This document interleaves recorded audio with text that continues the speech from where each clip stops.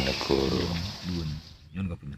Pesan saya kepada bendahara negara, Bu Sri Mulyani, ya, panjenengan jadi bendahara negara bukan bendahara pemerintah saja. Jadi yang dikelola adalah aset negara, seluruh aset negara ini. Kalau aset bisa jadi saham. Di Indonesia ini ada Profesor Rias Rasid. Pernah ketemu dengan saya sekitar bulan September tahun lalu. Saya menyampaikan, Prof, ada manusia murid panjenengan yang mengelola negara tanpa pajak dan tanpa hutang. Dan setiap warga negara diberi saham dimulai 1 miliar dari aset negara yang berupa modal dari Allah, sumber daya alam. Namanya manajemen pemerintahan nilai. Beliaunya langsung, luar biasa itu harus ketemu saya dulu itu. Nah, itu harus ketemu saya dulu. Cuman saya menyampaikan, itu dulu yang membuat 1 miliar satu desa, Prof. Jurusan Keuangan Daerah, Institut Ilmu Pemerintahan, murid panjenengan juga. Hebat itu orang itu. Harus ketemu saya dulu itu. Manajemen pemerintahan ilahi sudah masuk dalam pikiran profesor di ilmu pemerintahan.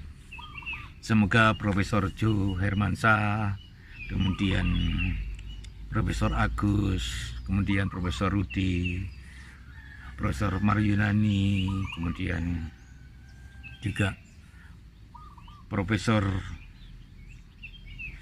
lain yang di Institut Ilmu Pemerintahan, baik Bang Roa, Bang Dayar, yang gitu ya. Profesor-profesor yang ada di UGM dan yang ada di Malang. Mari, Malang, Surabaya, Jakarta, Bandung, Jogja, muter lagi.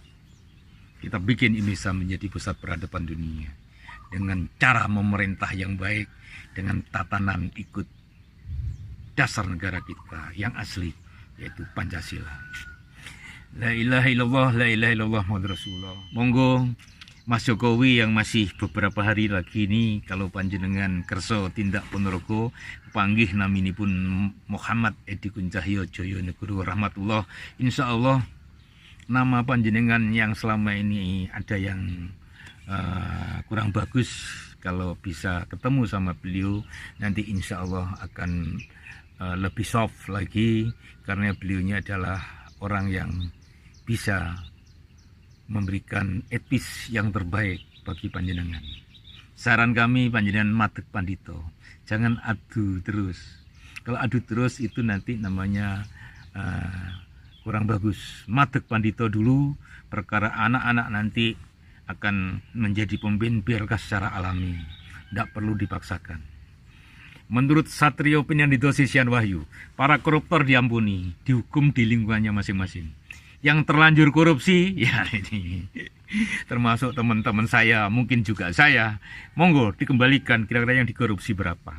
Nanti sampai diganti 17 miliar dari hasil aset negara yang berupa SDA ini, diaprisel 1 kilo ke bawah dengan masing-masing jiwa penduduk Indonesia 17 miliar rupiah sebagai pemilik saham Negara Kesatuan Republik Indonesia. Subhanallah, subhanallah, subhanallah. Jadi kalau semuanya energi itu dimulai dari Allah, insya Allah dan insya Allah dan insya Allah, kita hanya mencari ridhonya Allah. Tidak sulit mengelola negara ini, tidak sulit mengolah kehidupan berbangsa, dan tidak sulit kita hidup bermasyarakat. Sekian dari saya. Ini tadi salah satu cara bagaimana Indonesia menjadi pusat peradaban dunia. Pemimpinnya ya dari di rumah, dari masjid saja. Tidak dari kantor-kantor yang megah. Nanti sampean tidak mengikuti Kanjeng Nabi.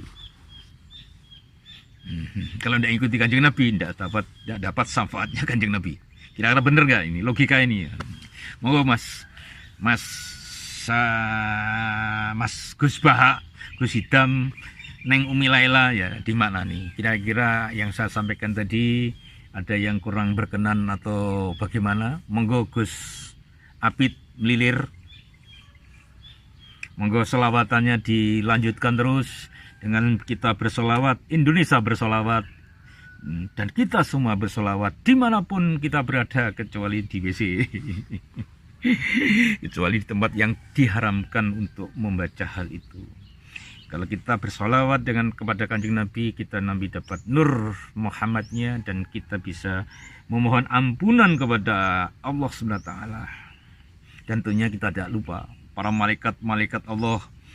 Marilah kita doakan agar malaikat Allah juga kersa mendoakan kita, agar kita menjadi manusia, makhluk Allah yang selalu menjalankan apa yang diperintahkan kita.